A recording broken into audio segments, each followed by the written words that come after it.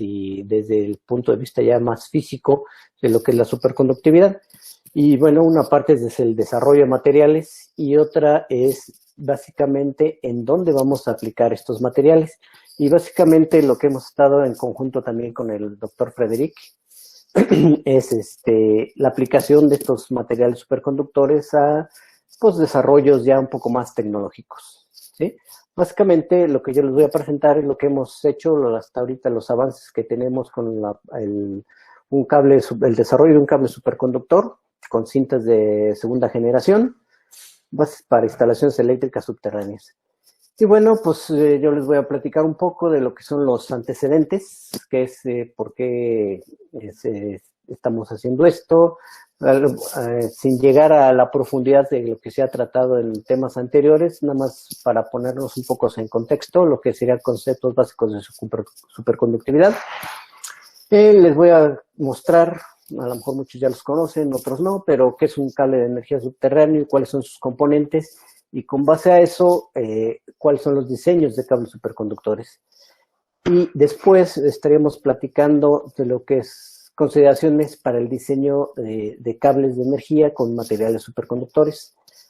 Y posteriormente, pues ya todo lo que estamos haciendo, el desarrollo del cable, las pruebas, tanto en el laboratorio de la Universidad de Guanajuato como en el APEM, y pues lo que se tiene pensado realizar en el futuro.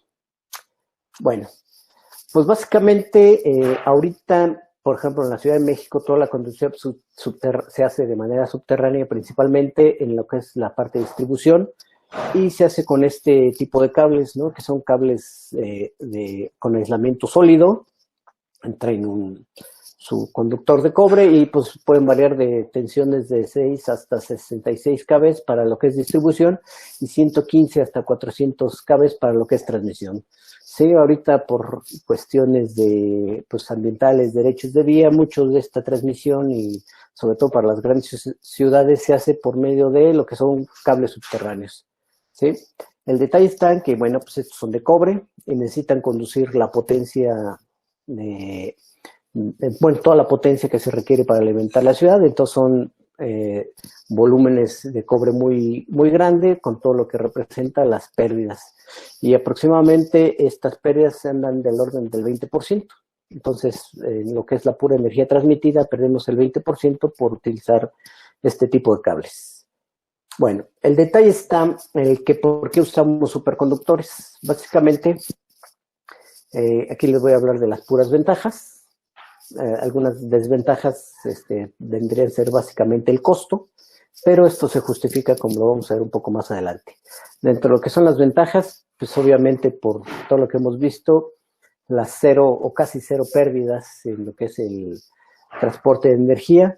Esto nos reditúa que son en bajos costos de operación y podemos conducir las grandes cantidades de corriente por el diseño más compacto, porque una sola cinta, por ejemplo, nos puede transmitir 100 amperes, cuando un calibre de más o menos estaríamos hablando de un calibre 8, un calibre 4 para transmitir es la misma cantidad de corriente.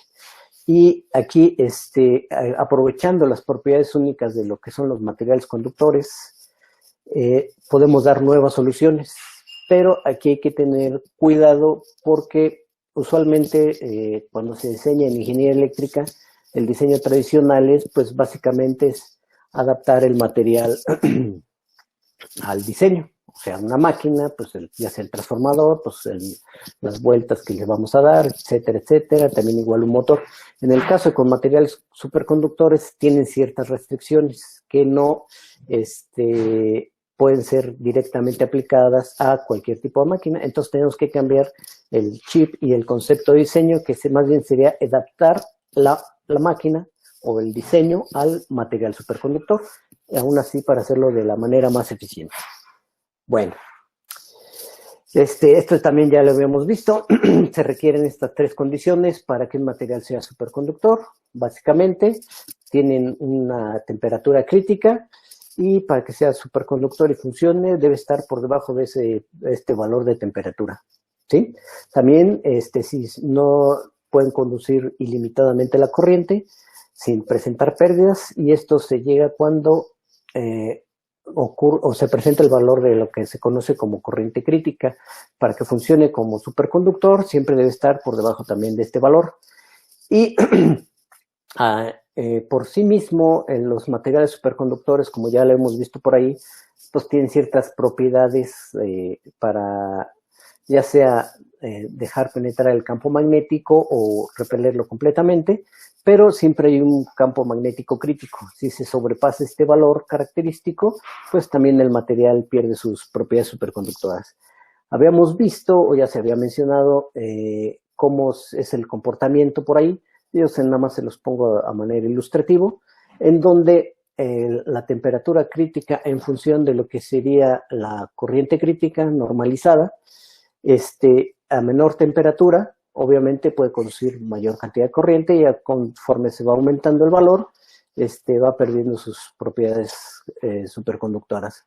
Esto mismo se presenta para el caso de la corriente crítica. ¿Sí? Aquí en donde, de acuerdo al criterio, más o menos un microvolt, en función de esto sobrepasamos cierto valor y empiezan a crecer las pérdidas, ¿sí? Entonces, más o menos, la corriente crítica para este material es de 905 amperes, que se encuentra más o menos por aquí, en una longitud que se midió de 12 centímetros. Estas son cintas de Tsunam. Más adelante, pues son las que hemos utilizado para lo que es el desarrollo que estamos llevando a cabo. Y lo que es el campo magnético crítico, aquí en función de esto y de la orientación del campo es la reducción o el efecto que tiene sobre la conducción de corriente. En este caso, cuando es paralelo a la corriente, pues el campo casi no se ve afectado, ¿sí? Pero cuando es perpendicular, se ve afectado directamente, de tal manera que obtenemos una reducción más drástica. Entonces, precisamente por estas características, debemos de considerar cómo vamos a hacer el diseño para si la incidencia del campo magnético nos va a afectar o no la operación del conductor, o del superconductor más bien. Bueno, ¿qué más tenemos? Entonces, esta burbuja, pues ya la habían visto por ahí, ¿sí? Y para que el material funcione como superconductor, tendría que estar por debajo de esta área, en donde tenemos la interrelación de lo que es la corriente crítica, el campo magnético y la temperatura, ¿sí? Entonces, estas condiciones se deben de conservar para que el material sea superconductor. Ok, bueno, pues este es básicamente lo que son las cuestiones generales. Ahora, ¿qué es un cable de energía subterránea? Pues básicamente es un conductor por el que vamos a transmitir una gran cantidad de corriente, de tal manera que debe tener ciertas características. Si queremos transmitir una gran cantidad de corriente, pues tendríamos que poner un conductor muy grueso, ¿sí? Entonces, ¿qué es lo que se hace? A fin de cuentas es incrementar el nivel de tensión, de tal manera que podamos transmitir la misma potencia a más baja corriente. Y entonces esto se hace teniendo lo que es un aislamiento. Pero hay una consideración eléctrica que tenemos de ponerle, que es un blindaje con un material semiconductor al conductor para evitar concentraciones de campo y que nos degraden el aislamiento. Después de esto, tenemos que proteger este aislamiento y las concentraciones de campo haciéndolas de manera uniforme, y por lo tal se pone lo que es un blindaje también del aislamiento con otra pantalla semiconductora. Y a continuación se ponen los hilos de cobre, que es lo que actúa como un sistema de protección a tierra, una cinta que es una reunidora y una cubierta o una chaqueta que lo que hace es proteger todo este conjunto del medio ambiente. Y esto puede ir directamente enterrado en el suelo, puede ir en un ducto, puede ir en cualquier tipo de instalación, ya sea subterránea. Entonces, estos son los componentes generales que tiene un cable de energía subterránea. Bueno, pues este mismo concepto se aplica a lo que son los cables superconductores. También si queremos transmitir grandes cantidades de corriente, bueno, pues necesitamos un conductor que en este caso va a ser superconductor y todos los demás componentes. Y esto nos lleva a tener diferentes elementos. Además, con el adicional de que para que sea superconductor, tenemos que tener de entrada un sistema de enfriamiento. Bueno, considerando esto, ¿por qué usar un superconductor o un cable de energía convencional? Bueno, pues se ha determinado que para potencias ya grandes, por ejemplo, ya conducciones de corrientes grandes, sale más económico, incluyendo el sistema de refrigeración y todos los accesorios que puede llevar un cable. Sale más económico la operación de un cable superconductor que un cable de aluminio o cobre normal para la misma capacidad de conducción de corriente. Las pérdidas se incrementan mayormente en lo que sería un cable convencional que en lo que respecta a un cable superconductor. Bueno, considerando esto, existen básicamente dos diseños, ¿sí? Lo que ellos se ha llamado diseño caliente. ¿Por qué es un diseño caliente? Porque lo que es el dieléctrico está operando a temperatura ambiente y esto consta de lo que es básicamente un tubo central para el refrigerante, en este caso sería el nitrógeno líquido. El conductor está hecho a base de cintas superconductoras y dependiendo de la capacidad de conducción de corriente, pueden ser varias capas de estas cintas superconductoras. Como es un ciclo cerrado, básicamente se manejan ciclos cerrados de refrigeración, entonces debemos de tener otro tubo interno para el retorno del refrigerante y luego vendría a ser lo que es el aislante térmico, porque tendríamos que aislar estos tres elementos y un tubo externo para contener este aislante térmico. Este aislante térmico usualmente es vacío, más cintas de un material aluminizado que evitan la propagación de la temperatura hacia el exterior.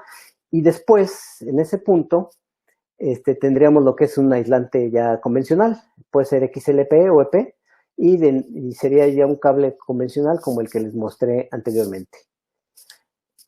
Verlo ya de manera gráfica, pues tenemos esto. Este es un cable de los primeros que hizo Nexans en su momento, en donde por este tubo central se conducía el nitrógeno. Tenemos nuestras cintas superconductoras, un tubo corrugado con el aislante. Este tubo corrugado contenía también el nitrógeno líquido y después viene el aislante térmico. Vendría otro tubo corrugado para soportar todo esto, una malla de acero inoxidable para proteger y sobre esta malla se empezaba lo que sería el conductor, o sea que de aquí para acá sería el equivalente al conductor normal de un cable convencional. Y ya después se tendría que poner su pantalla semiconductora, su aislamiento eléctrico, XLP, EP, dependiendo de las características, una pantalla semiconductor externa, su pantalla de alambres como protección para falla tierra, su cinta reunidora y su cubierta, ¿sí? Entonces, básicamente, en el diseño caliente, del punto de la malla de acero hasta el núcleo central, sería lo que sería el conductor, el equivalente pues a un conductor normal.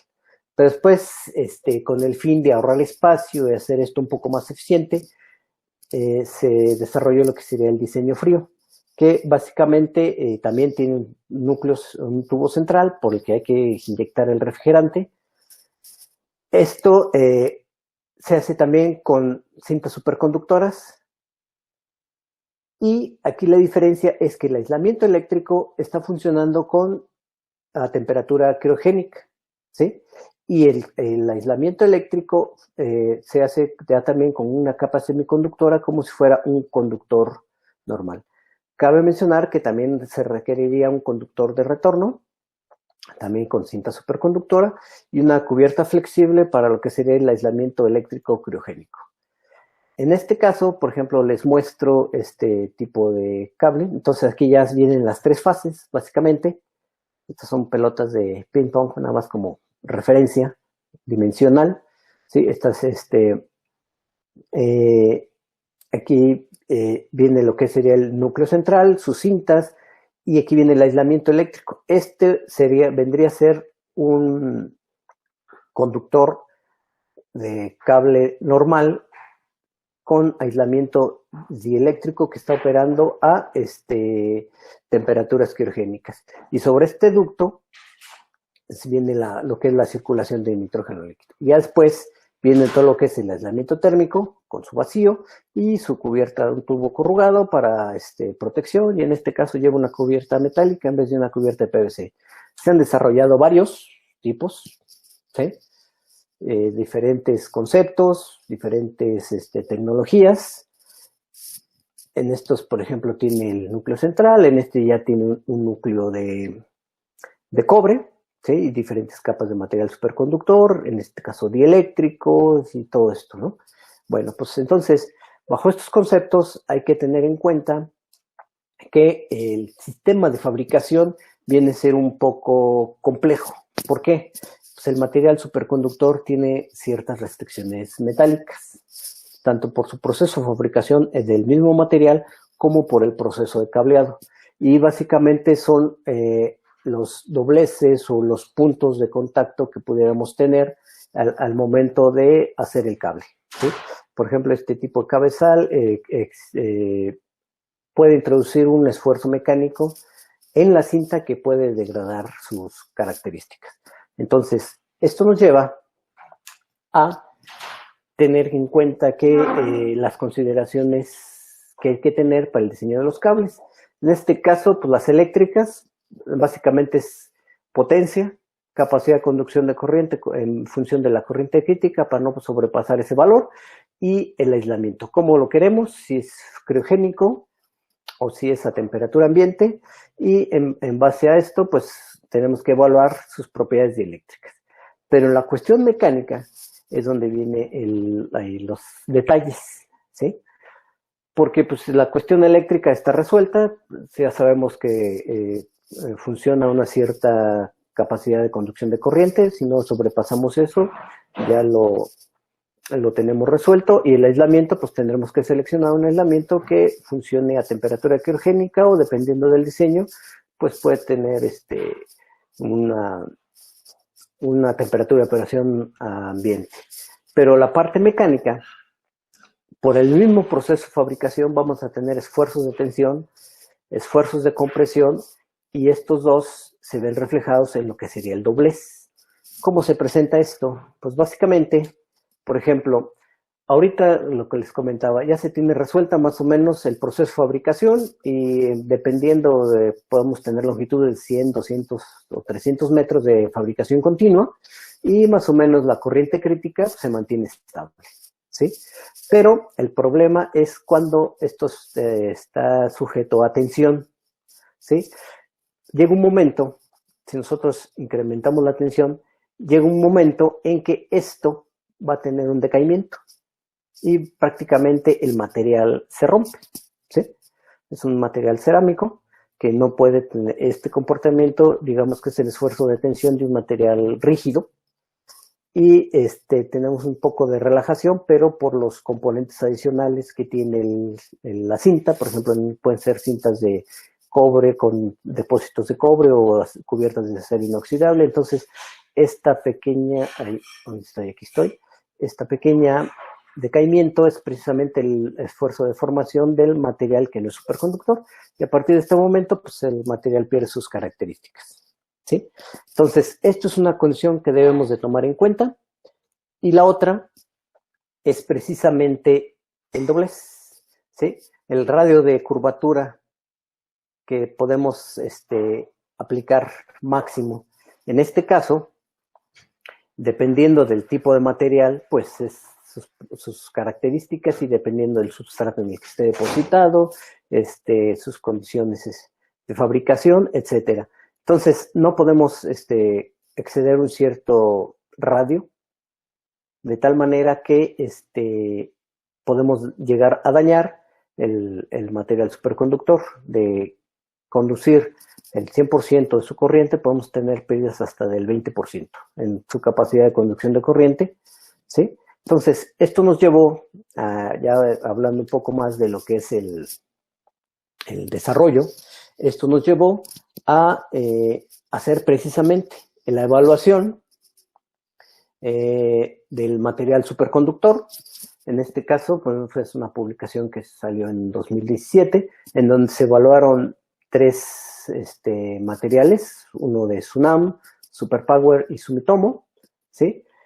Con diferentes, bueno, estos son materiales de segunda generación, este es material de primera generación, de Bismuto, y sus características básicamente eran 199 de corriente crítica a 77 Kelvin, con estabilizador de cobre, ¿sí? Depositado en cobre también. Estas dos son muy similares en cuanto a sus características y dimensiones, básicamente, aunque, bueno, con un poco menos de conducción en corriente crítica. Y lo que era también en cuanto a la conducción de corriente crítica era muy similar, dimensiones también, pero si podemos ver que los radios de curvatura afectaban un poco. En este caso, en función del paso de cableado, se hizo aquí la evaluación, ¿sí? Y se encontraron diferentes valores de corriente crítica. Esto que nos llevó a que se determinó primeramente las condiciones, y para esto encontramos que en función de esto, más o menos ya a 25 centímetros todavía era la operación normal, y si hacemos más cerrado lo que sería el paso de cableado, empezábamos a tener una reducción de lo que sería la corriente crítica. Entonces, determinando esto, con esas condiciones se decidió un paso de cableado de 200 milímetros, ¿sí? Para las cintas, en este caso nuestras cintas eran de 129 amperes con estabilizador de cobre, ¿sí? Y se decidió colocarlo sobre un cable o un núcleo de un 0 AWG en una longitud total de 1.2 metros. Ahorita les voy a mostrar un poco más adelante lo que sería el esquema general de construcción. Y como se quería más o menos 1200 amperes, lo que se hizo fue colocar 10 cintas de Tsunam más 6 de cobre. ¿Para qué? Complementar el área circular que se tenía, y la construcción fue alternada de 2 cintas superconductoras con una de cobre. Entonces, esto nos llevó a tener nuestras 2 cintas superconductoras, una de cobre, 2 cintas, etcétera, etcétera, hasta completar el círculo, y al final pusimos 2 cintas de cobre porque, bueno, pues eso fue lo que nos dio el perímetro para la construcción. De estos, los parámetros constructivos, básicamente lo que pusimos fueron 4 bobinas Rogowski, ¿sí? Estas fueron las dimensiones. Dejamos 1 metro de longitud efectiva, aproximadamente. 4 bobinas Rogowski, se pusieron sensores para lo que sería la caída de tensión, tanto en el cable como en las terminales.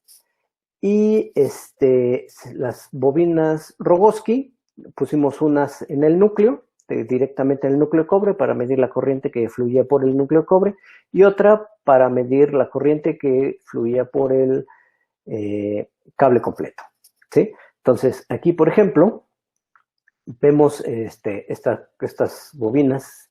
Básicamente, la idea es que esta bobina no representara un incremento en área sobre la dimensión original del núcleo, de tal manera que se hicieron sobre materiales de acetato con cable calibre 24 AWG en cobre, y de aquí se sacaron las bobinas. Y las bobinas sobre el exterior también fueron de la misma dimensión, pero aquí ya no nos importaba tanto si estas eran un poco más grandes que el diámetro general. Aquí ya observamos lo que es ya la construcción del cable, ya tiene las cintas superconductoras, y lo que pusimos también, o que usamos en este caso, era para la evaluación un contenedor de nitrógeno líquido a base de hielo seco, de tal manera que lo que hacíamos era enfriar el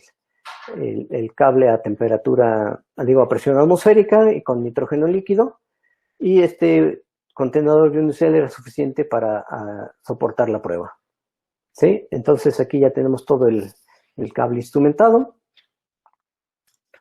Y en la división de ingenierías, ¿qué es lo que hicimos? Pues hicimos dos pruebas, una en corriente directa de 0 a 90, perdón, aquí son 900 amperes, me falta un 0, y una prueba en corriente alterna de 0 a 200 amperes en 60 Hz. Básicamente el esquema de la prueba fue una fuente variable, y con esto íbamos variando la corriente aplicada sobre el cable. Y ya con un osciloscopio medíamos todo lo que es la distribución de corriente, etcétera, etcétera, etcétera. ¿Sí? Entonces aquí ya tenemos nuestro cable en pruebas que obtuvimos. Bueno, en lo que son la prueba en corriente directa, encontramos que, bueno, llegamos a los 900 amperes, que era el límite de la fuente, de 5 volts, enfriamiento en nitrógeno líquido 77 Kelvin, y necesitamos la resistencia de contacto entre las terminales y el cable, que fueron de 45 miliohms. ¿Sí? Esto se puede mejorar si empleamos otro tipo de materiales. En este caso la unión se hizo con soldadura de plata estaño, que bueno, tienen ciertas propiedades, pero pues hay mejores para llegar a reducir precisamente las pérdidas, pero en las terminales. ¿Sí? Esto lo podemos ver, por ejemplo, bueno, para lo que son las pruebas en corriente alterna, lo que hicimos fue obtener la distribución de la corriente hasta los 200 amperes, en donde por la capa superconductora circulaban los 120 amperes, llegando a 169 amperes pico, ¿sí? De tal manera que aquí no apreciábamos una reducción de lo que sería en la corriente crítica, ¿sí? Pero, como estábamos limitados en cuanto a potencia o a capacidad de prueba, se decidió ir a la PEM, hacer más pruebas y poder llegar también a una mayor capacidad. En este caso, hicimos la prueba con una fuente variable de 0 a 1200 amperes, que era en teoría la capacidad por la cual estaba diseñado nuestro cable, aunque la fuente podía dar hasta 4000 amperes. Esto se hizo en el laboratorio de distribución, de la PEM, el laboratorio de CFE, que se encuentra en la ciudad de Irapuato, y usando el mismo sistema de enfriamiento, hicimos las pruebas y hicimos varias veces la misma prueba, de tal manera que se encontró una repetibilidad en cuanto al número de pruebas, y encontramos más o menos, pues sí, 350. En este caso son una caída de tensión de 350 milivolts en las terminales, pero de 14 milivolts máximo en lo que sería en el cable, ¿sí? Y más o menos el mismo comportamiento lo obtuvimos en los 1200 amperes en cuanto a la distribución de corriente. En este caso, estos 1200 amperes vendrían a ser ya los 1697 amperes pico, ¿sí? Y esto, el cable funcionó sin problemas, de tal manera que, bueno, pues aquí está entrando en operación también la parte del núcleo de cobre, y eso hace que pues el cable funcione correctamente. Entonces, con esto logramos, bueno, demostrar el funcionamiento del cable. Cabe mencionar que pues a nivel Latinoamérica no se había hecho un cable de este tipo, ni se habían realizado pruebas. Todo el mundo estamos, digamos que entre comillas, trabajando en el desarrollo de este tipo de diseños o de tecnologías con materiales superconductores, de tal manera que, bueno, pues continuando, se tiene pensado o se tenía pensado hacerlo en el transcurso de este año, una evaluación en Alemania, en Karlsruhe Institute of Technology, ¿sí? Que era ver precisamente lo que era la variación del comportamiento de este núcleo con variaciones de carga. Ya se tenía planteado un circuito, y ver el comportamiento electromagnético, ver la distribución de corriente en el cable y hacer analizar el comportamiento de la conexión a una red simulada. En el caso de nosotros también ver la parte transitoria.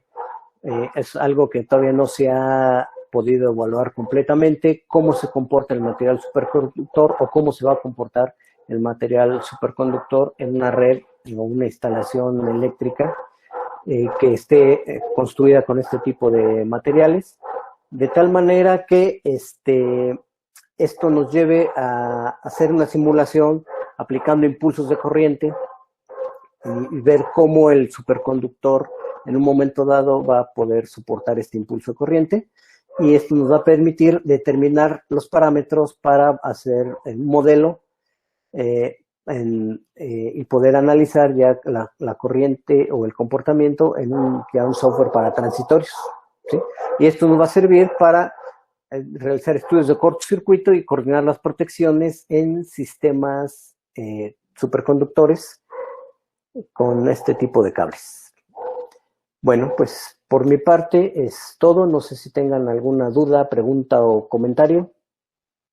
Estoy a sus órdenes. Bueno, adelante. ¿Dudas, preguntas? Estoy seguro que hay varias. Bueno, ¿puedo preguntar? Claro. Sí, adelante. Es que no encontraba la manita para preguntar. No. Vi que presentaste unas curvas de corriente contra voltaje, o sea, determinas la corriente crítica, pero es una función tipo potencia, ¿no? Entonces, ¿cómo definen ahí la corriente crítica? ¿Qué criterio? Sí, ya está estandarizado un criterio. Yo creo que me imagino que te refieres a esta curva. Sí, claro. Ok, sí. El criterio ya está estandarizado y básicamente se determina la corriente crítica en los materiales superconductores a 1 microvolt por centímetro, por eso es esta línea punteada. Entonces, el comportamiento superconductor, bueno, empieza a cambiar desde antes, pero a 1 microvolt por centímetro existe ya esta variación y se considera que en este punto es la corriente crítica, ¿sí? Ese es el criterio. O sea, 1 microvolt y sí. aquí, donde cruce la curva, ese es el punto de corriente crítica, ¿sí? Muy bien, sí, y otra pregunta, si se puede. Sí, claro. Es sobre las presiones. Sí he sabido que la presión afecta las propiedades de estos materiales, pero creo vi presiones muy altas en una de tus gráficas. Mostrabas cómo variaban las propiedades de los superconductores. A ver, vamos. A presión alta, ahí está, por ejemplo. Esta es tensión, sí. Es tensión, es esfuerzo de tensión mecánica. No es... ¿Es tensión de qué tipo? O sea, ¿compresión? La de compresión no la tengo, pero, o sea, ¿por qué pongo la de tensión mecánica? Porque precisamente en el momento del cableado, esto implica una tensión mecánica sobre la cinta superconductora. Entonces, el diseño de la máquina, o sea, el diseño de esta máquina cableadora, debe de contemplar que no se degrade en el momento de fabricación. ¿Por qué se degrada en el momento de fabricación? Bueno, por que excedamos el esfuerzo de tensión mecánica y que excedamos una cierta radio de curvatura. ¿Sí? Es simplemente la tensión normal de su fabricación, ¿no? La que durante, como cable, ¿no? No te oí muy bien, si me puedes repetir el comentario porque como que hay ruido de fondo. Déjame quitar el altavoz, a ver si me escuchas mejor. Correctamente, sí. Esta es la tensión pues, generada por su fabricación. El cable. No tiene que ver con una presión externa, el uso de un cable en la profundidad del mar. No, ¿verdad? No. Sí, ya te entiendo la pregunta. Sí, esta es la evaluación a tensión mecánica de la cinta superconductora. ¿Sí? En este caso es este tipo de cinta. Pero la tensión de fabricación anda más o menos por esta zona, en 200 megapascales, por ahí. ¿Sí? Pero a la que tú te refieres es la tensión que ejerce un volumen de agua sobre el cable. Sí, Por ejemplo, como en un cable submarino. En este caso, el mismo diseño, si regresamos a los diseños que hay de cables superconductores, a pesar de que tienen núcleos corrugados y todo esto, la capa externa asemeja ya a lo que sería el diseño de un cable submarino, ¿sí? Entonces, un cable submarino tiene una pared de tubo corrugado para darle flexibilidad y tiene mallas, etcétera, etcétera, etcétera, como este cable, y esto ya le da la resistencia a la presión hidrostática, ¿sí? Entonces, este tipo de diseño ya es muy similar a lo que sería un cable submarino. Entonces, digamos que el núcleo no se va a ver afectado por una presión externa, ¿no? Bien, gracias. Bien. De nada. Tenemos una pregunta en el chat de Eloy.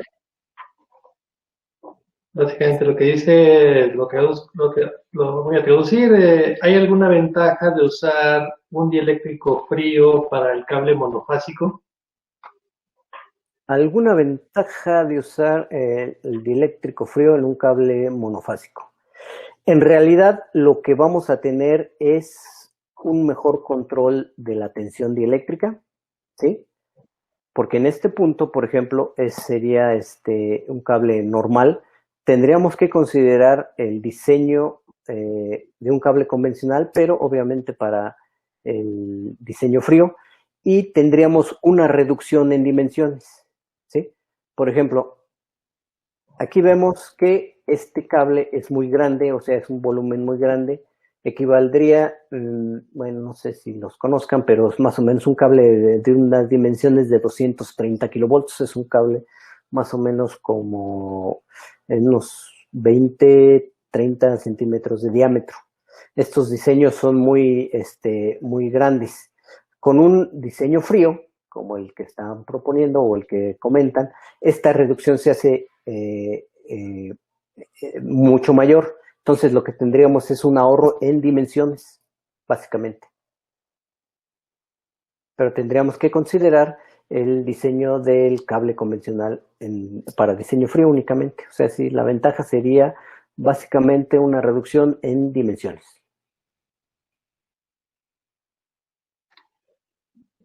Muy bien, ¿alguna otra pregunta? Sí, doctor Aaron González, buenos días. Muy interesante su plática, muchas gracias. La pregunta es, en su experimento, ¿cuál es la corriente máxima que usted logró generar y cuál es el diámetro específico de su material superconductor y comparado con los que se han hecho en otros países, cuál sería la relación en cuanto a rendimiento?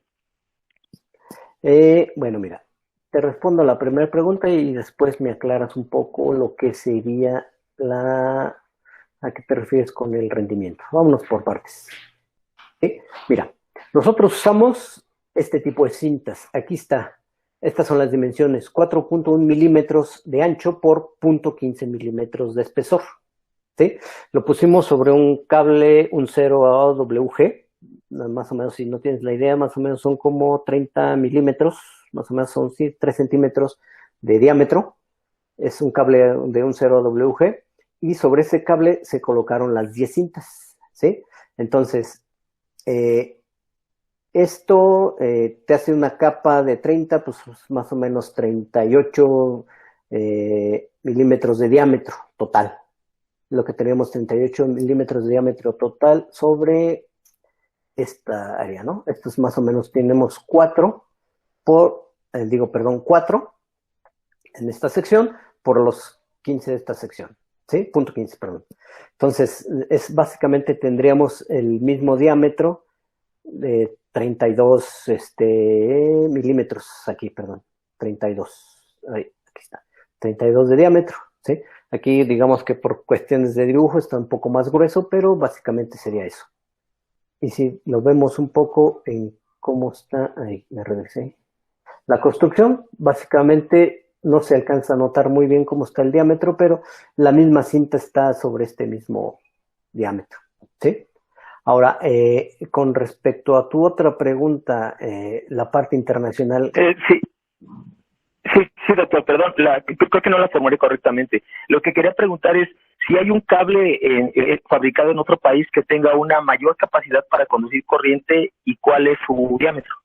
Ah, ok, sí, ya. Sí, claro.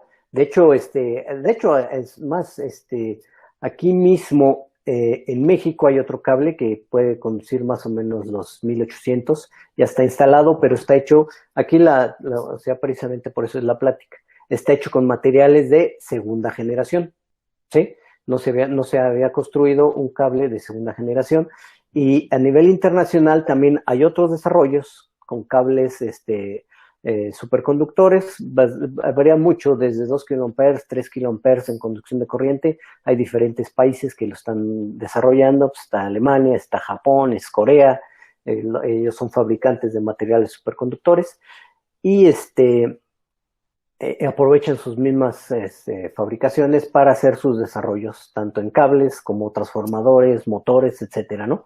Entonces sí hay de mayor capacidad. Aquí nosotros precisamente nada más decidimos hacerlo así precisamente por nuestras limitaciones en cuanto a nuestra capacidad de prueba, ¿sí?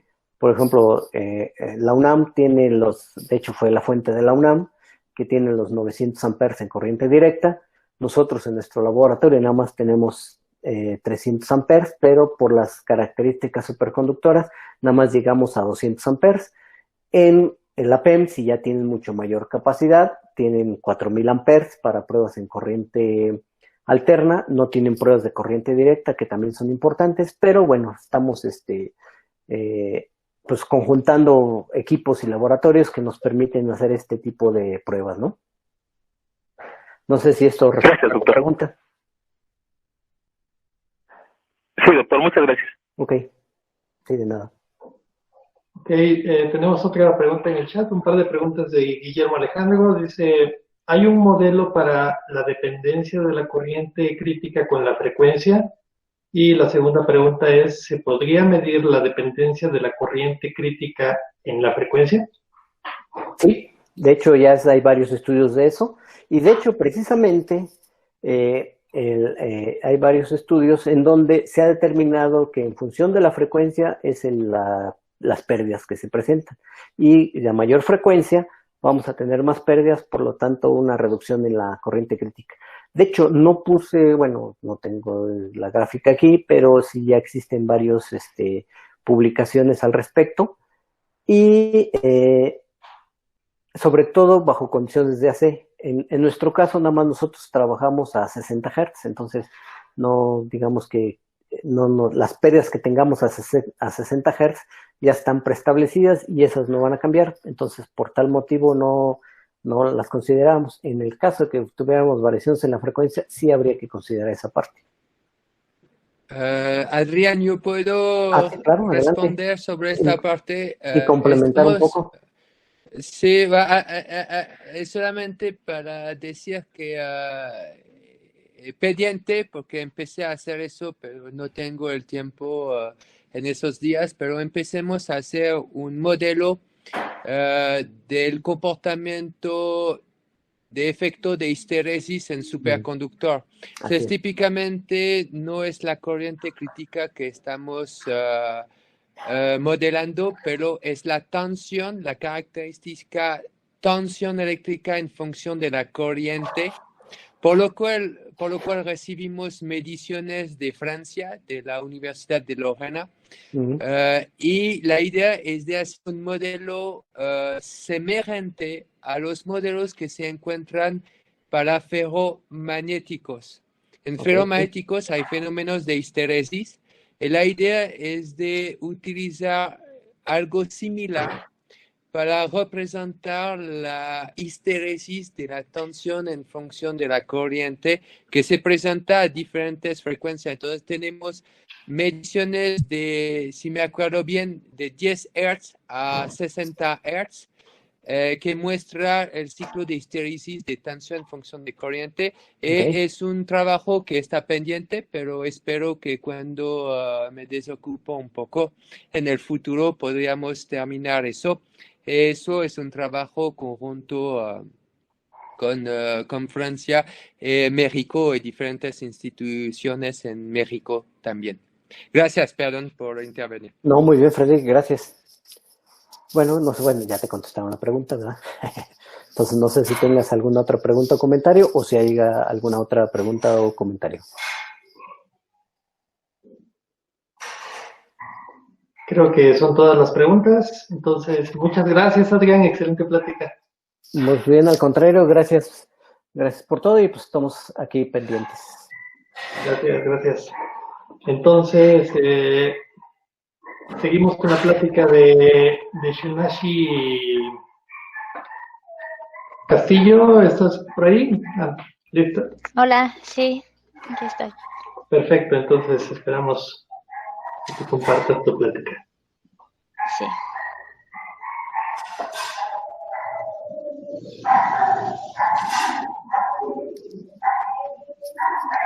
No sé si ya puedan ver mi pantalla. Ya se ve perfecto. Sí. Muy bien, entonces la siguiente plática es de Shunashi Guadalupe Castillo López, quien nos presenta, del Instituto de Física, quien nos presenta la plática Transferencia de calor radiativo de campo cercano entre superconductores de alta temperatura crítica. Adelante. Gracias. Bueno, muchas gracias por la presentación y gracias por permitirme participar en esta cuarta escuela de superconductividad. Yo les voy a platicar lo que hemos estado haciendo. Bueno, en mi primer año de postdoc, hemos estado estudiando la transferencia de calor radiativo de campo cercano entre superconductores de alta temperatura crítica. Este es un trabajo que hemos realizado, bueno, en colaboración con el doctor Raúl Esquivel Sirven, el doctor Giuseppe Pirruccio y el doctor Carlos Villarreal del Instituto de Física de la UNAM. Bueno, primero voy a dar una breve introducción de, bueno, lo que es transferencia de calor radiativo. Bueno, existen diversos mecanismos por medio de los cuales los cuerpos a temperatura diferente, pues, pueden transmitirse calor, ¿no? O energía. Uno de ellos, pues, es el mecanismo de radiación. En este mecanismo, pues, los cuerpos a diferente temperatura intercambian energía por medio de ondas electromagnéticas. Idealmente, pues, un cuerpo que absorbe toda la energía que le llega y posteriormente le emite, se conoce como un cuerpo negro. Dependiendo de la temperatura de este cuerpo, pues es la intensidad y la longitud de onda de esta energía que va a emitir. Entonces, en particular, pues la distribución de esta energía está dada por la distribución de Planck, que nos dice pues cómo varía la intensidad de esta radiación con respecto a la frecuencia y la temperatura. Ahora bien, conforme aumenta la temperatura, pues aumenta la intensidad y la longitud de onda de esta radiación pues comienza a moverse a longitudes de onda pues más pequeñas. Esto se conoce como ley de desplazamiento de Wien.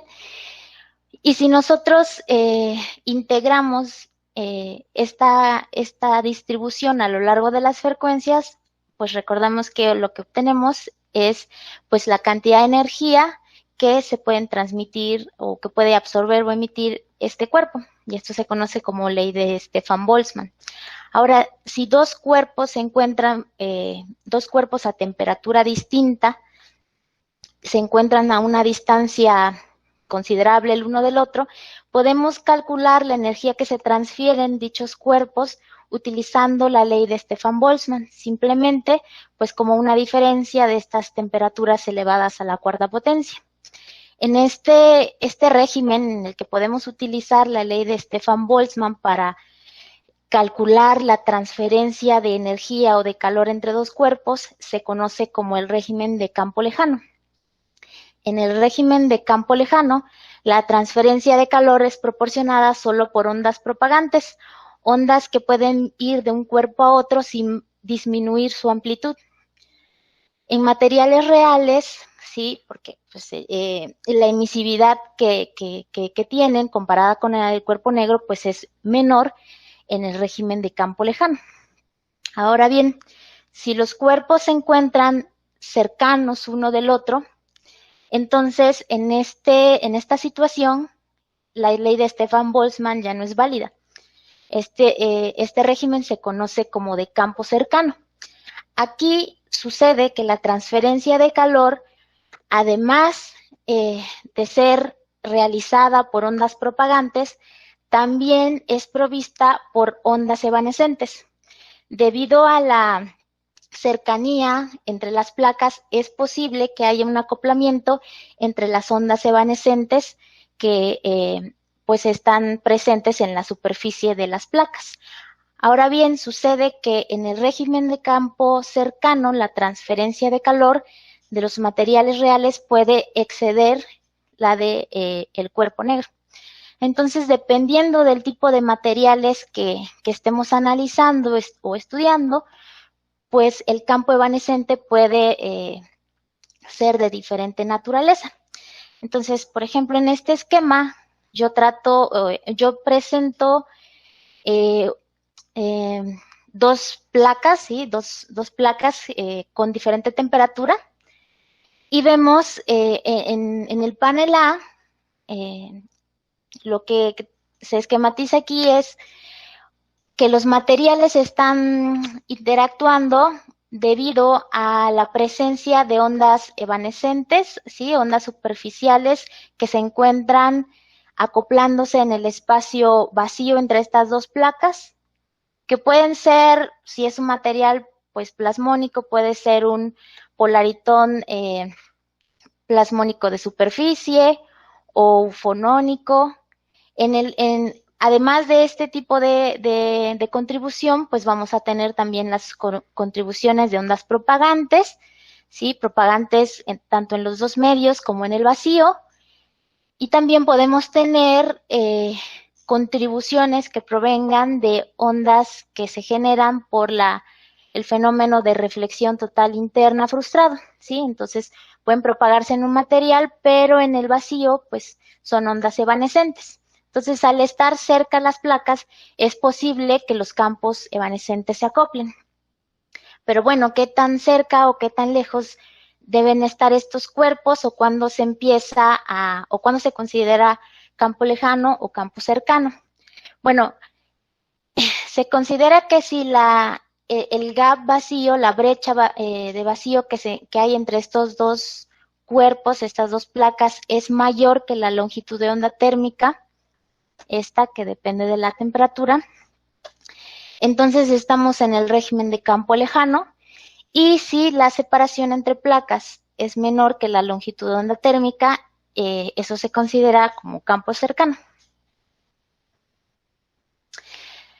Bien, pues para poder calcular, para poder tener expresiones que nos permitan estudiar la transferencia de calor tanto en campo cercano como en campo lejano, pues es necesario utilizar pues teorías más generales, ¿sí? Que permitan llevar a cabo estos cálculos de propiedades espectrales que pues surgen debido a la presencia de campos electromagnéticos fluctuantes dentro de los sólidos. Y bueno, en general, este tipo de teorías lo que hace pues es resolver las ecuaciones de Maxwell en presencia de densidades de carga y densidades de corriente aleatorias, ¿sí? Bajo condiciones de frontera específicas. En particular, nosotros utilizamos para nuestro estudio la teoría electrodinámica de fluctuaciones de Rito, que tiene la ventaja de que para sólidos con caras planas, con superficies planas, pues todo se reduce a calcular los coeficientes de Fresnel. Bueno, entonces nosotros estudiamos la transferencia de calor en campo cercano entre dos placas semi-infinitas superconductoras. Entonces, para estas dos placas semi-infinitas, el formalismo de la teoría electromagnética de fluctuaciones de Rytov nos permite calcular el flujo de calor total como la integral del flujo de calor espectral. El flujo de calor total depende en el campo cercano de la distancia que separa las placas y de la temperatura de ambas placas. Por otra parte, el flujo de calor espectral es una integral a su vez es una integral sobre el vector de onda paralelo a la superficie, ¿sí? De los coeficientes de transmisión de energía. Los coeficientes de transmisión de energía van a tener una forma diferente si se trata de ondas propagantes o de ondas evanescentes, ¿sí? Como vemos, todas estas expresiones, pues a lo que se reduce es a conocer cómo son los coeficientes de Fresnel de reflexión en las interfaces, que tienen pues la forma, esta forma para la polarización P y esta otra forma para la polarización S. Bueno, ahora voy a explicar un poco sobre el sistema que consideramos. Nosotros, como ya lo había mencionado, estudiamos dos placas semi-infinitas, ¿sí? Dos bultos de un superconductor de alta temperatura crítica. Específicamente, utilizamos el óxido de itrio, bario y cobre óptimamente dopado. Cada placa está a una temperatura distinta, donde hemos fijado que T1 sea mayor que T2. Y bueno, como se sabe, pues por debajo de la temperatura crítica, este material se vuelve superconductor a 93 Kelvin. Y entonces, pues la función dieléctrica que utilizamos para describirlo por arriba de la temperatura crítica, pues tiene una forma, y por debajo de la temperatura crítica, pues tendrá una forma distinta que a continuación les platicaré cómo es, ¿no? Bueno, entonces, por otro lado, la celda unitaria del IPCO, como ya nos han platicado, pues es un material compuesto de planos, ¿sí? Planos de óxido y de cobre, y cadenas, ¿sí? A lo largo del eje C, de óxido y cobre también, separados por átomos de itrio. Ahora bien, nosotros consideramos solamente la respuesta a lo largo del plano AB, ¿sí? El plano AB, ya que la anisotropía inducida en el eje C tiene un efecto despreciable en la transferencia de calor de campo cercano para distancias de separación de decenas de nanómetros, como lo veremos a continuación. Bueno, al final de la charla les mostraré. Entonces, solo modelamos la respuesta a lo largo del plano AB. Entonces, de acuerdo con la literatura, ¿sí? Con los datos experimentales que encontramos, pues vimos que la función dieléctrica por arriba de la temperatura crítica del IPCO óptimamente dopado puede ser escrita como una contribución tipo Drude asociada a los portadores de carga libre, ¿sí? A los electrones libres, más una banda en el mediano infrarrojo descrita con una lorentziana. La presencia de esta banda en el mediano infrarrojo puede deberse a transiciones electrónicas, ¿sí? O también a la formación de un excitón, no es claro, pero sí se sabe de los datos experimentales que hay que tomar en cuenta esta contribución. Y adicionalmente también contribuyen fonones, 6 fonones, sí. Esto es para la función dieléctrica. Ahora, en el estado superconductor, utilizamos el modelo de London de dos fluidos para describir la función dieléctrica. Este modelo considera que el número de cargas por unidad de volumen, es decir, la densidad de electrones o de portadores de carga, está compuesta por una componente normal de electrones que se mueven con disipación finita, más una componente superconductora de electrones que se mueven sin disipación, de tal suerte que arriba de la temperatura crítica la densidad de carga total es igual a la componente normal, y a 0 Kelvin la densidad de carga total es igual a la densidad de carga a la componente superconductora.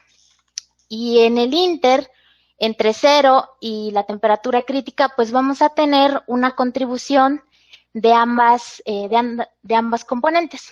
Entonces, para la fracción de electrones condensados o electrones que se mueven sin disipación, en este límite podemos cambiar esta contribución de tipo Drude por una contribución tipo delta, más el valor principal. Pero nótese que adicionalmente vamos a seguir teniendo una contribución tipo Drude debido a los electrones que se mueven todavía con una disipación finita.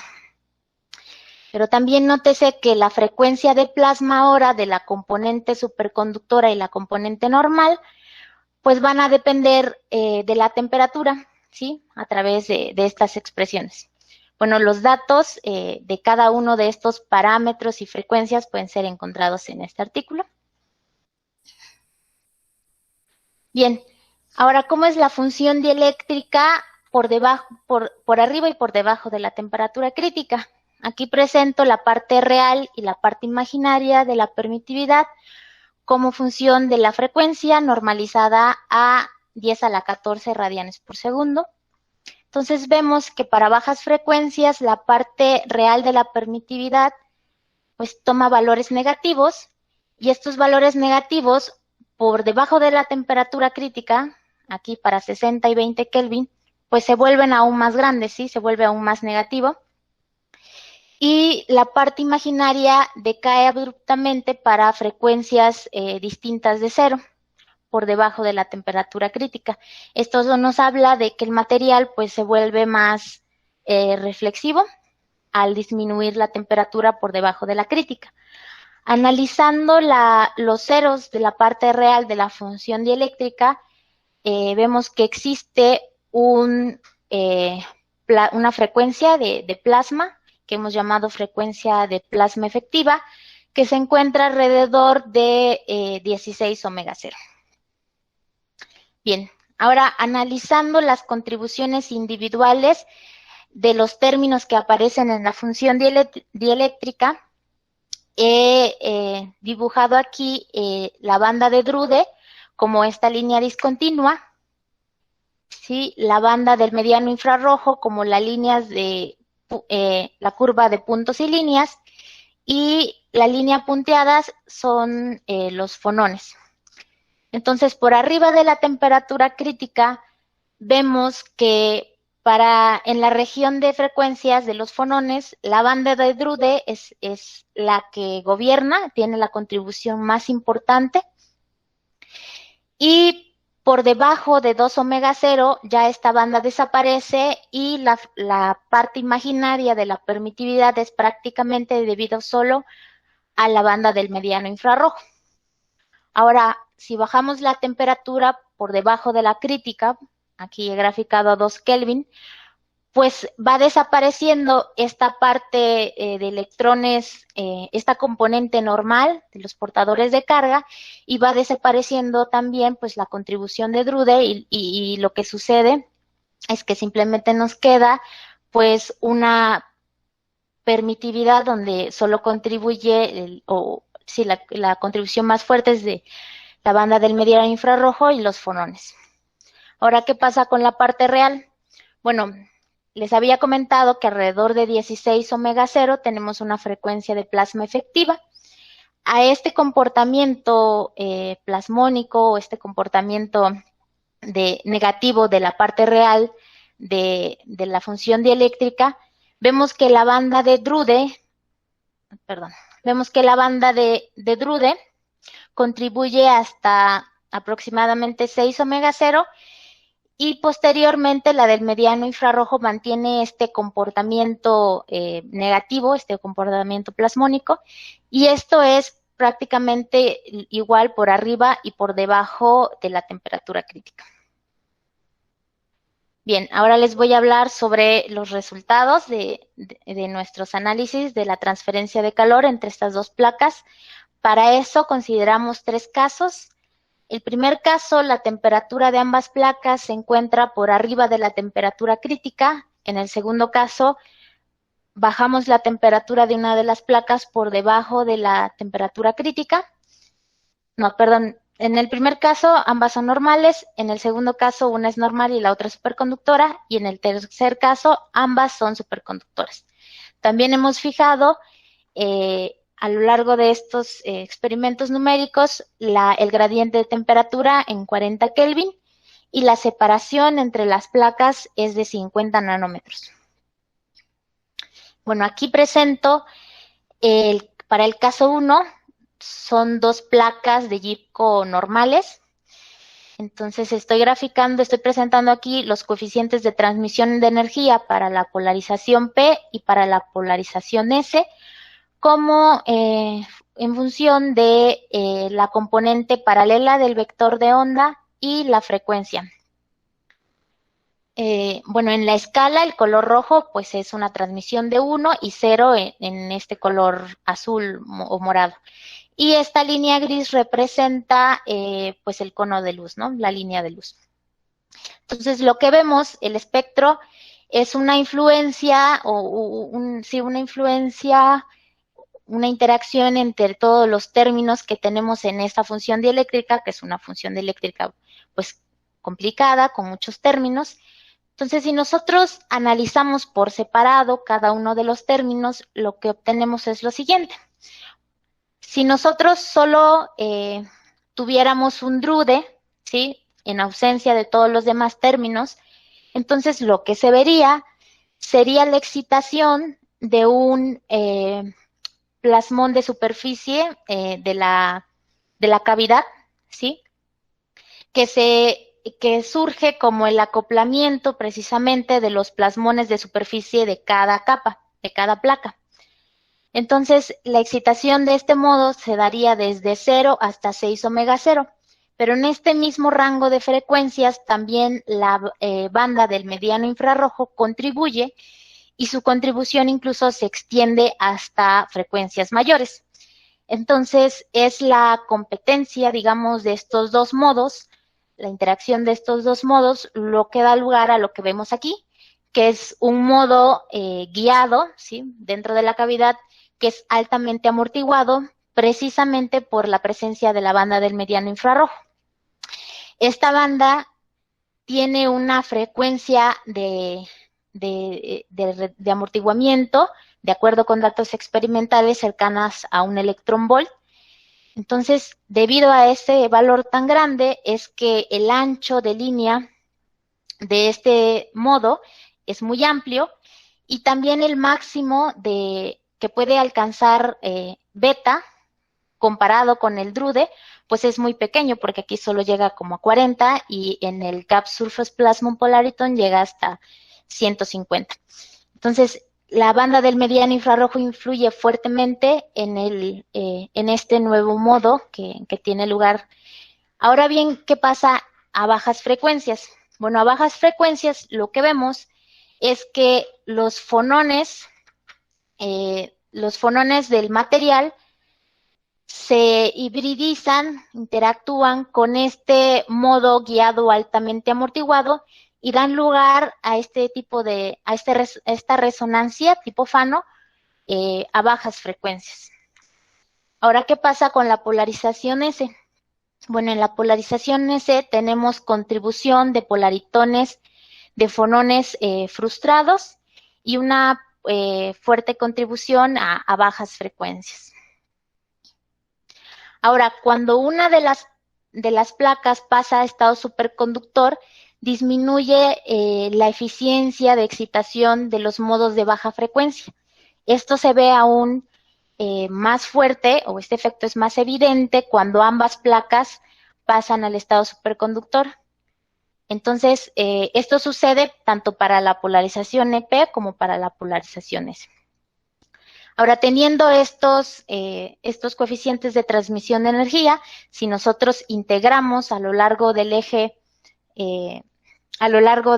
con respecto al vector de onda, lo que obtenemos es el flujo de calor para cada valor de frecuencia. Entonces, nuevamente aquí, la curva verde representa al caso 1, donde ambas placas son normales, la naranja cuando una es normal, la otra superconductora, y la color morado cuando ambas son superconductoras. Lo que vemos es que debido al efecto de superconductividad, existe una reducción del flujo de calor espectral que es incluso hasta 2 órdenes de magnitud cuando ambas placas pasan al estado superconductor.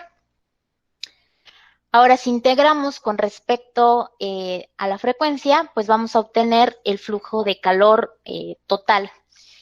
Aquí yo solo presento, esta gráfica es para 50 nanómetros, pero si hago esto desde una ventana de 10 nanómetros hasta 1000 nanómetros, pues obtengo esta curva. Y para un valor fijo de L, dentro de esta ventana de 10 a una micra, observo esta misma reducción, este mismo decremento del flujo de calor total de hasta 2 órdenes de magnitud debido a la superconductividad. Bueno, hasta aquí había fijado el gradiente de temperatura en 40 Kelvin, pero para poder analizar también la dependencia en la temperatura del flujo de calor total, pues entonces lo que hicimos fue fijar la temperatura de una placa, digamos de la placa 1 en 120 Kelvin, y variar la temperatura de la placa 2 desde 119 Kelvin hasta 10 Kelvin. Entonces, esta placa 2, digamos que sufriría o experimentaría una transición de fase al pasar del estado normal al estado superconductor. Entonces, lo que observamos es que conforme disminuye la temperatura de la placa 2, incrementa el flujo de calor espectral, el flujo de calor total, hasta llegar a la temperatura crítica, donde hay un cambio de pendiente en esta curva y comienza a disminuir el flujo de calor a pesar de estar aumentando el gradiente de temperatura. Ahora, esta curva verde representa la contribución de los modos S y la rosa la contribución de los modos P. Nótese que aquí, para este valor de separación entre las placas, los modos S son los que más contribuyen y eso nos habla un poco de este comportamiento metálico que tiene el material. Porque a medida que disminuye la temperatura de la segunda placa, pues sabemos que aumenta su reflectividad y entonces la transmisión de energía entre ambas placas pues también se ve disminuida. En el segundo panel grafico la derivada del flujo de calor total con respecto a la temperatura de la segunda placa dividida entre su temperatura. Y esto nos va a dar una idea de cuánta energía gana o pierde la segunda placa a medida que disminuye la temperatura. Entonces notamos que por arriba de la temperatura crítica tenemos una derivada negativa. Bueno, ¿esto qué significa? Nosotros en esta parte, cuando ambas placas son normales, vemos que a medida que vemos que a medida que disminuimos el gradiente de temperatura, pues también disminuye el flujo de calor total, que es algo de esperarse. Sí, es inherente, digamos, se disminuye la diferencia de temperaturas entre las placas, pues el flujo también disminuye. Pero en el estado superconductor, cuando una de estas placas pasa a ser ahora superconductora, vemos que a medida que aumenta el gradiente de temperatura, el flujo de calor disminuye, ¿sí? Para dos placas normales tendríamos que el flujo de calor debería aumentar, pero en este caso disminuye. Entonces, Esto se nota también en la derivada. En esta parte tiene asociada una derivada negativa y aquí una derivada positiva, que vemos que aumenta hasta mantenerse, digamos, a un valor constante. Esto nos dice que en esta región el flujo de calor está dado o es proporcional a la temperatura de la segunda placa al cuadrado. Este comportamiento se sigue precisamente del modelo de dos fluidos, porque estamos considerando o porque pues sabemos que solo esta componente normal que se mueve con una disipación finita, pues es la que va a contribuir al flujo de calor. Y si recuerdan, pues está dado en términos de la temperatura al cuadrado, ¿sí? Es proporcional a la temperatura al cuadrado. Entonces, otro efecto también importante del efecto de la superconductividad es la discontinuidad que se aprecia aquí en la derivada cuando la temperatura coincide con la temperatura crítica.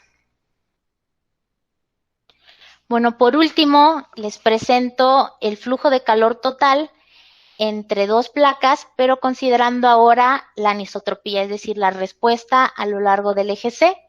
Entonces, aquí la curva sólida es el plano AB, lo que les he estado platicando, digamos, y la curva discontinua es la respuesta anisotrópica, ¿sí? Una placa con respuesta anisotrópica. Entonces, vemos que en nuestro análisis, que lo hicimos a 50 nanómetros, pues la diferencia entre estas dos flujos, pues es muy pequeña, pero si nosotros nos vamos, digamos, disminuimos la separación entre las placas, entonces se vuelve más importante la respuesta anisotrópica, es decir, la respuesta a lo largo también del eje C. Y bueno, solo quisiera concluir con estas ideas. La primera es que la contribución de ondas con polarización P a la transferencia de calor radiativo en campo cercano se debe a modos altamente amortiguados que se forman dentro de la cavidad, que resultan de la interacción de electrones libres y electrones del mediano infrarrojo. Encontramos que a bajas frecuencias la transferencia de calor aumenta gracias a resonancias tipo Fano, que surgen de la hibridación entre estos modos altamente amortiguados de la cavidad y los fonones de superficie. En este mismo rango de frecuencias, los polaritones de fonones frustrados con polarización S también contribuyen al incremento del flujo de calor radiativo. Y cuando al menos una de estas placas pasa a la fase superconductora, lo que tenemos es una disminución en la excitación de modos de baja frecuencia para ambas polarizaciones, y esto disminuye el flujo de calor total hasta 2 órdenes de magnitud cuando ambas placas son superconductoras. Y que la derivada del flujo de calor total como función de la temperatura de una de las placas exhibe una discontinuidad en la temperatura crítica que es consistente con la transición de fase superconductora.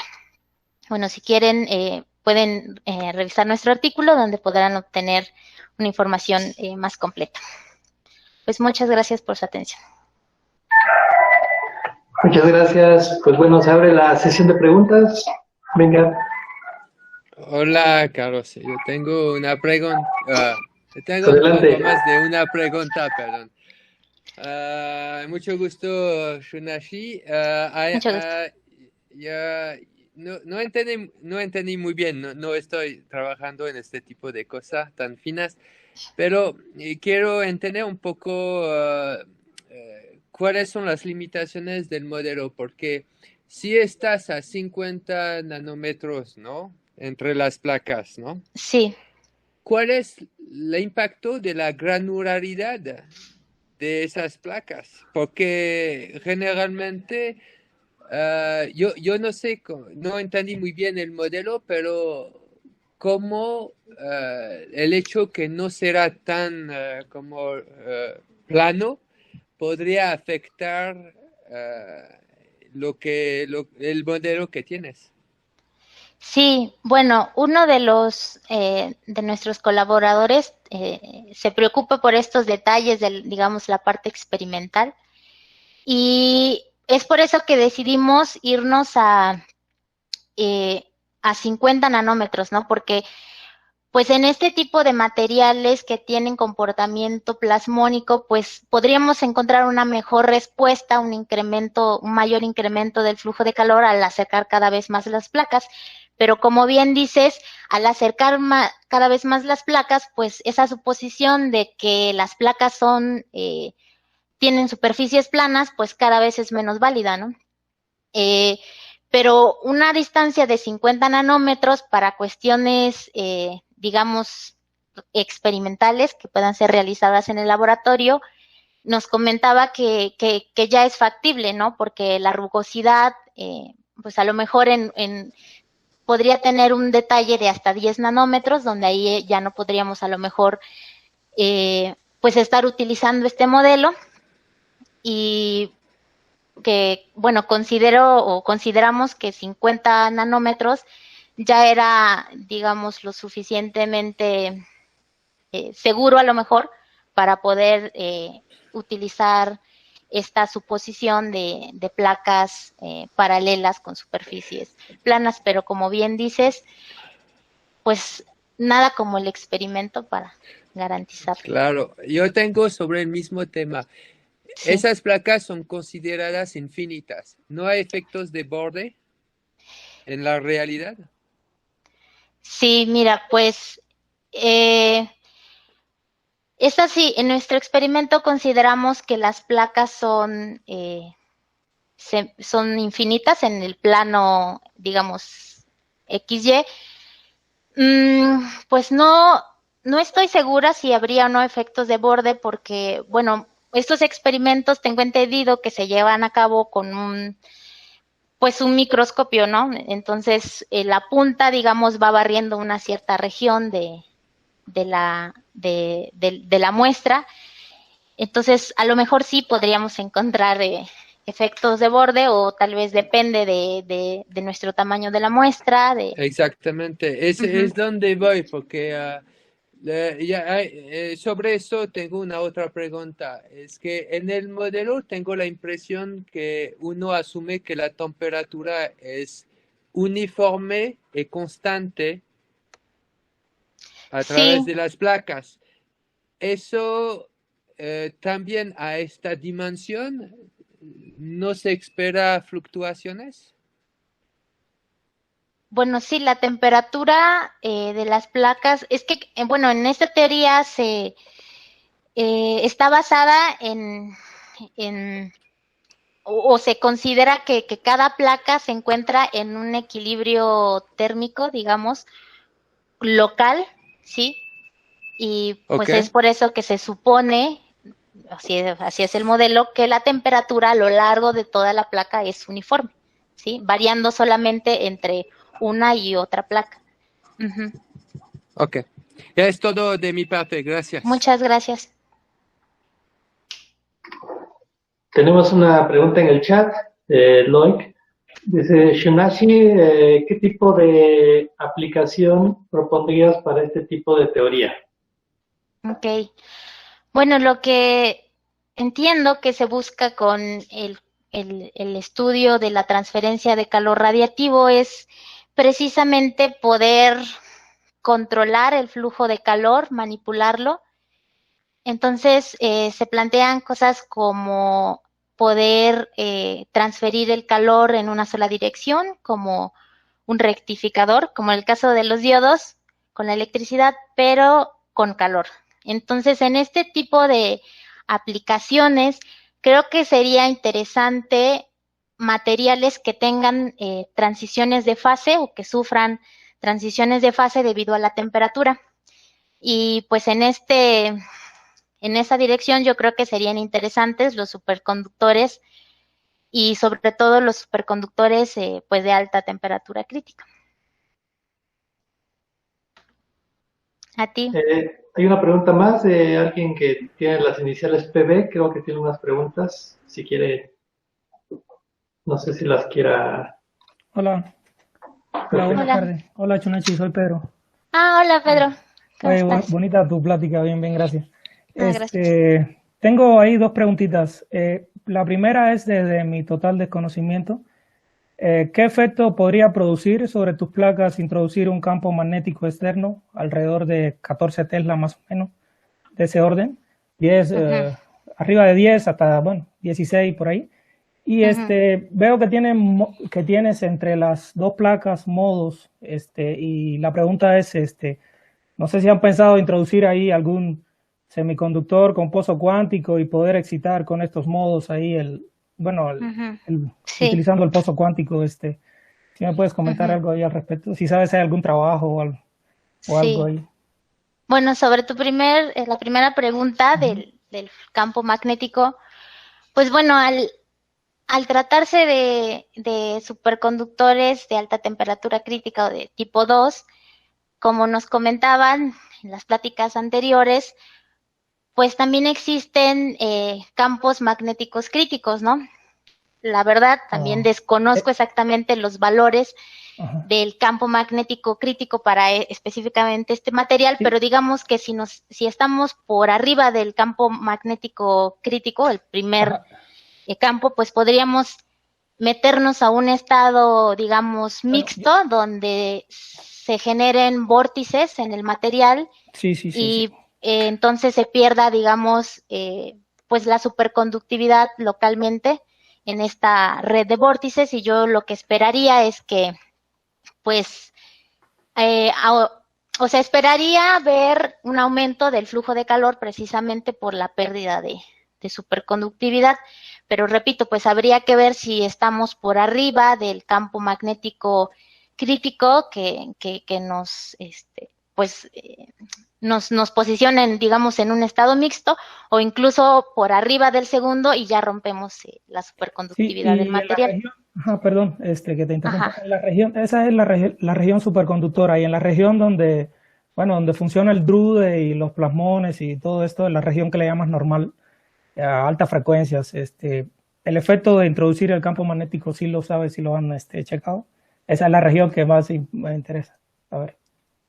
Sí, bueno, de hecho, esta respuesta tipo Drude también se encuentra, digamos, por debajo de la temperatura crítica, pero ahora depende de, o sea, tienes las dos contribuciones, tanto contribuciones de electrones que se mueven sin disipación como los que se mueven con disipación. Y bueno, no sé si has visto la curva, ¿no? Entonces tienes una transición de fase o tienes se me fue la palabra. Bueno, aquí tienes el campo magnético y aquí la temperatura, ¿sí? Y entonces tú lo que me estás preguntando es, para una temperatura fija, mover el campo magnético, digamos, en una línea vertical y pasar de estado superconductor a estado mixto, dependiendo del valor del campo, es un estado con vórtices, y si sigues aumentando, pues rompes la superconductividad y te vas a un estado normal, ¿no? No hemos hecho este experimento. Lo que sí hicimos fue así rápidamente, porque también nos interesó ese tema, fue considerar huecos, ¿sí? Huecos en el material, huecos normales, que es una cosa así muy rudimentaria de, como decir, es un vórtice, pero, o sea, cuya, bueno, que no comienza suavemente, ¿no? Sino que aquí vale 0 y aquí vale, perdón, aquí es normal, perdón, aquí es superconductor y te metes al hueco y ya es un material normal. Hicimos ese análisis solo para ver qué tanto afectaba en el flujo de calor y si era perceptible y si valía, digamos, la pena hacerlo a detalle, ¿no? Construir pues el parámetro de orden y cómo varía, dónde van a estar los vórtices y bla, bla, bla. Pero lo que vimos es que precisamente pues la diferencia era muy pequeña, no era ni de un orden de magnitud. Entonces, para estos casos, sí, pues no nos interesó más ir en esa dirección, ¿no? Pero sí lo analizamos. Ahora, tu segunda pregunta era sobre Introducir sí, metemos, ajá, sí, pozos, introducir un semiconductor en esta región que estoy comentando, arriba de la temperatura crítica, con campo magnético, y buscar transiciones utilizando los modos que hay ahí entre las dos placas. Sí, podría ser interesante siempre y cuando la longitud, la frecuencia de excitación de esos modos caiga dentro del rango de interés de la transferencia de calor radiativo, que sería, digamos, en el infrarrojo lejano o incluso infrarrojo medio, ¿sí? Pero más por arriba simplemente no contribuye en la transferencia de calor. Sí. Gracias. Gracias, Pedro. Bueno, saludos. Igual.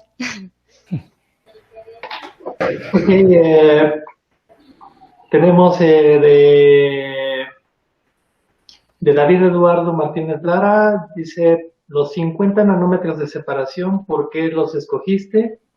¿Solo cambiaste la distancia cuando estaban en estado superconductor? ¿En los otros casos no cambiaste la distancia? Ok. Bueno, escogimos 50 nanómetros porque, lo que se busca en este tipo de cálculos, experimentos numéricos, pues es ver un incremento en la transferencia de calor a campo cercano, ¿sí? Eso es lo interesante. Y pues, naturalmente, conforme más acerques las placas, pues más incremento en el flujo de calor vas a tener. Sin embargo, pues para garantizar que este modelo, digamos, funcione, no podemos ir tan cerca como nosotros quisiéramos, ¿no? Porque entonces esta suposición de que las placas son planas, pues empieza a no ser pues verdadera, ¿no? Entonces, nuestro colega experimental nos sugirió que nos quedáramos hasta 50 nanómetros porque experimentalmente se puede hacer y porque, digamos, ahí las rugosidades que pueda tener la placa debido a la fabricación, pues todavía pueden ser, digamos, despreciables con respecto a la distancia que separa las placas. Ahora bien, el análisis del flujo de calor con respecto a la distancia se hizo para los 3 casos, ¿sí? Entonces aquí el flujo de calor con respecto a la distancia de separación se calculó tanto para el caso de 2 placas en estado normal como 2 placas en estado superconductor. Y bueno, lo que se observó fue que disminuía el flujo de calor al pasar las 2 placas al estado superconductor para cualquier valor de la separación entre 10 nanómetros y 1 micra. O sea, para todos estos valores obteníamos una caída de 2 órdenes de magnitud. No sé si contesté tu pregunta. Pero también nos pide que si podrías poner nuevamente la referencia del artículo, por favor. Sí, claro. Sí. Okay. Felipe tiene una pregunta también. Adelante, bien. Felipe. Sí, me dio mucho gusto, Nash, escuchar tu plática nuevamente. Ya creo la oía. Y ahora pensando en la utilidad y te preguntaron aplicaciones, bueno, tú estás más interesada aquí en que la radiación térmica sea mayor o se lleve a cabo bien. Digamos, tu conclusión de que en el caso de 2 superconductores disminuye, según entiendo, ¿sí? Pero, digamos, yo al revés, estoy más interesado en las propiedades ópticas y tener un mecanismo de radiación térmica significa pérdida de energía para las aplicaciones ópticas. Entonces, en ese sentido, es mi comentario, o sea, que también podrías investigar qué tanto se afectan los fenómenos ópticos debido a esta radiación térmica. Por ejemplo, hablaste de la reflexión total interna frustrada, creo, la comentaba. Entonces sería interesante ver, bueno, les pongo a consideración de ustedes, el estudio de cómo se afecta la reflexión total interna como función de la temperatura debido a esta radiación que ustedes tienen, ¿sí? Que pueden considerar más bien. Usualmente no se toma en cuenta en el modelado óptico. Y el otro punto es que consideraste IPCO. Sí. Y aquí muchos efectos están en el rango del infrarrojo lejano, rango de terahertz, y uno de los emisores ahorita más importantes en el rango de terahertz es el visco, no tanto el IPCO, sino el visco. Sería interesante también ver cómo es tanto un fenómeno óptico o un fenómeno de transporte de calor en el caso de placas de visco. Son comentarios, no son preguntas, pero muy bien, ¿eh? Plática y te felicito. Muchas gracias, doctor. Gracias.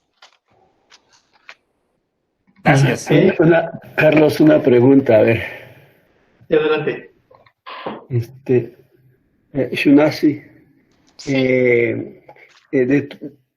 ¿cuál es tu idea de la transferencia de calor? Tú estás hablando de la parte radiativa, ¿no? Pero desde el punto de vista microscópico, ¿qué es lo que está pasando, digamos, en los materiales?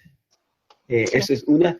Y luego, digamos, lo que no supe es si en esos 50 nanómetros que separa a los dos materiales, hay aire, hay algún otro material, ¿no? Y luego, digamos, hablas de las funciones dieléctricas de uno y de otro material, o sea, del superconductor o el normal o el propio superconductor, pero allí el enlace, o sea, ¿dónde está el enlace, digamos, entre los dos, de los dos materiales, ¿no? La parte microscópica, ¿cuál es? Entre la separación que hay y qué es lo que hace que se mezclen las dos funciones dieléctricas, por ejemplo. Sí, ok. Bueno, la primera pregunta, si entiendo, es una pregunta general de ¿por qué tenemos esta transferencia de calor radiativa? O, bueno, no sé si entendí bien. Bueno, este es un fenómeno, digamos, que sucede por fluctuaciones térmicas en los sólidos, ¿sí? Entonces, el movimiento térmico aleatorio de los átomos, moléculas, hace que se generen, digamos, pequeños momentos dipolares, pequeños campos también eléctricos dentro del sólido, ¿no? Entonces, estos campos, como sus fuentes, resultan ser, pues, campos electromagnéticos aleatorios, pero a pesar de ello, o no por ser aleatorios, no tienen una contribución a la energía. O sea, si uno calcula en promedio estos campos, pues sí, nos va a dar 0, pero si vamos al segundo momento y a calcular las energías, sí se ve que existe una contribución, y pues es precisamente estos fenómenos térmicos aleatorios que forman campos electromagnéticos fluctuantes dan lugar pues a fenómenos como fuerzas de Van der Waals, fuerzas de Casimir, fenómenos de transferencia de calor radiativo entre dos cuerpos que no se tocan, o incluso fricción entre dos cuerpos que no se tocan, que simplemente se desplazan uno respecto al otro. Entonces, bueno, esa es la naturaleza, es lo que pasa en el interior, digamos, de los sólidos, que da lugar a este fenómeno. ¿Y qué separan las placas? Pues nosotros suponemos que son dos placas separadas por vacío, ¿sí? Entonces, hay transferencia de calor precisamente por pues por la radiación, que pueden ser ondas propagantes si están muy lejos, o incluso puede ser debido al acoplamiento del campo evanescente si las placas están lo suficientemente cerca una de otra como para que la onda antes de decaer pueda alcanzar a la, digamos, a la segunda placa. Bueno, o a la otra onda y acoplarse, ¿no? Recuerdo su tercera pregunta sobre el acoplamiento de las funciones dieléctricas. Ajá. Sí. Bueno, nosotros construimos estos dos modelos o tomamos los dos modelos, digamos, de los datos experimentales, ¿sí? Entonces, construimos una función dieléctrica, digamos, a trozos y pasar de una a otra es solo a través de como función de la temperatura, ¿sí? No tenemos una función dieléctrica completa como función de la frecuencia, simplemente de datos experimentales sabemos que tenemos que tomar todas estas contribuciones porque son, digamos que si metemos estas bandas, nos reproduce los datos experimentales tanto de función dieléctrica como de reflectividad. Y por debajo de la temperatura crítica tenemos este modelo. Ahora, ¿qué conecta estas dos funciones? La temperatura. Cuando la temperatura es igual a la temperatura crítica, tenemos, digamos, es válido este modelo, y cuando tenemos una temperatura por debajo de la crítica, pues vamos a tener esta expresión. Pero como función de la frecuencia, no tenemos un modelo completo, simplemente, pues digamos, es lo que sacamos de los datos experimentales del IPCO en estado normal y en estado superconductor. Bueno, ahí en tu diapositiva, digamos, que estás mostrando, ustedes usaron el modelo de London, dos fluidos, donde Sí. mencionan de que a T igual a 0, digamos, tú tienes que todos los conductores, o sea, los superconductores, Sí. electrones superconductores, digamos, es igual a N. Sabemos que no son todos, o sea, que hay simplemente una proporción. Los que a T igual a 0, digamos, están siendo superconductores, ¿no? O sea, por las interacciones mismas, digamos, salen, digamos, del estado base, y no todos son o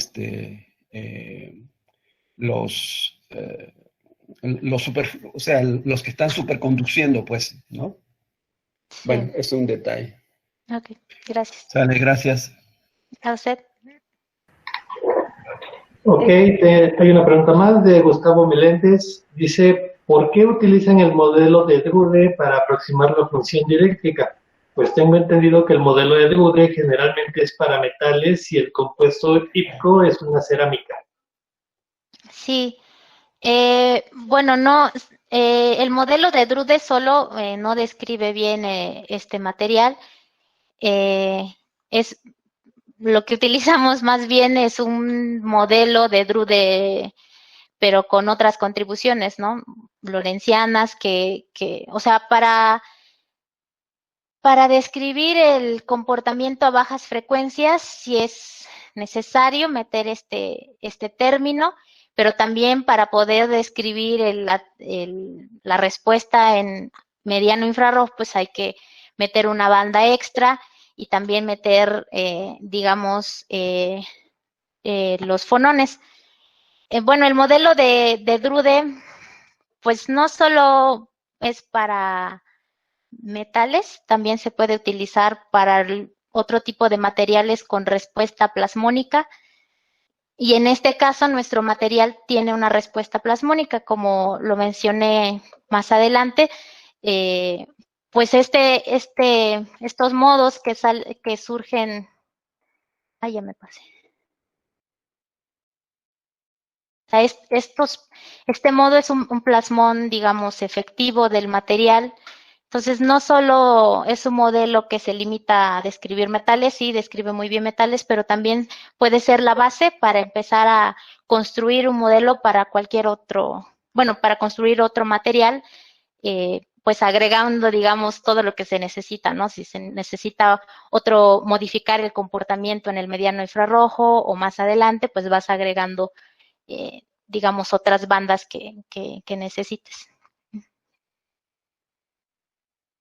¿A ti? Ok, Patricia tiene unas preguntas. Entonces, Patricia, adelante. Hola, ¿qué tal? Hola. Una plática muy bonita, muy interesante, gracias. Mira, a mí mi pregunta es sobre lo siguiente. ¿Por qué escogen itrio, bario, cobre, oxígeno? O sea, dentro de tu modelo, ¿en dónde estás metiendo explícitamente las características de estos superconductores? ¿Cuál es el grueso, el ancho, digamos, de tus placas? Porque con itrio, bario, cobre, oxígeno, bueno, ahí vas a tener características sobre su longitud de penetración y su longitud de coherencia, que te puede influir en tus resultados, ¿no? Y específicamente, por ejemplo, si las pones las dos placas a una distancia de 50 nanómetros, ¿cómo estás garantizando de que no tienes ahí un efecto Josephson, por ejemplo, involucrado, ¿no? Sí, o sea, si se tomaron en cuenta las características específicas del litio, bario, cobre, oxígeno.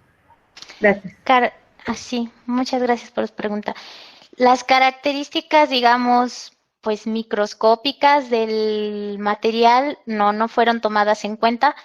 Más bien lo que tomamos fue pues los datos experimentales, ¿sí? Y pues dónde estaba la información de qué material, pues en los valores de su frecuencia de plasma reportada, en sus valores de la frecuencia de amortiguamiento, en las frecuencias de los fonones. Digamos que fue una construcción de esa función dieléctrica para ajustar al dato experimental y poder hacer este cálculo.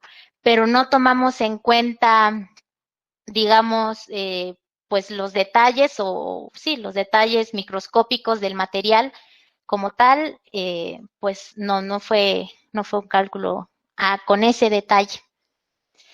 Ahora, ¿cómo garantizar que las placas no estén o estén lo suficientemente lejos para que no haya un efecto de tunelamiento de Josephson?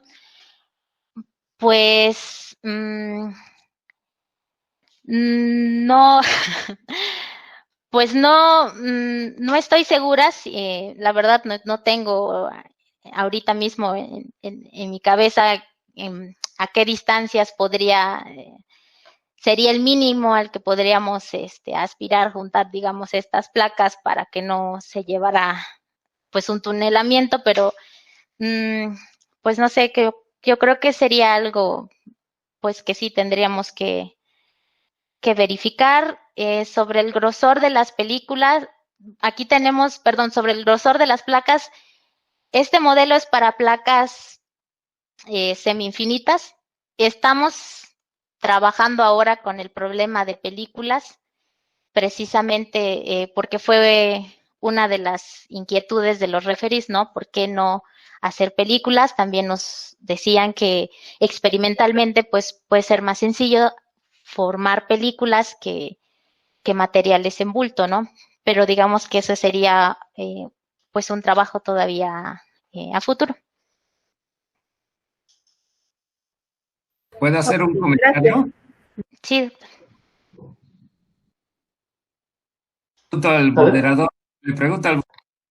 Sí, adelante. Es sobre la pregunta de Patty. Es un punto importante la distancia que eligieron, pero es de 50 nanómetros. Sí. Y yo creo que la respuesta también va por este sentido de que IPCO, VISCO, estos cerámicos son superconductores tipo 2. Sí. O sea, su longitud de penetración del campo magnético comparada con la longitud de coherencia, pues es muy grande, ¿no? Y la longitud de coherencia es pequeña, del orden de algunos nanómetros en estos materiales. Entonces, para que tengas efecto Josephson necesitas esas distancias. y ahorita tú la tienes de 50 nanómetros, creo, un poquito mayor. Sí. Entonces, es de esperarse el efecto. Disminuye con la distancia entre los superconductores. Sí. Bien, sí, era todo, nada más. Bueno, yo creo que ya ha sido una sesión de preguntas un poco extensa. Había un par de preguntas más, entonces seguramente te podrían contactar directamente para que puedan revisarlas, ¿no? Y te agradecemos entonces mucho por tu plática, realmente estuvo muy bien, me pareció muy interesante y yo creo que a todos los demás asistentes también les pareció bastante bien. Excelente. Muchas gracias.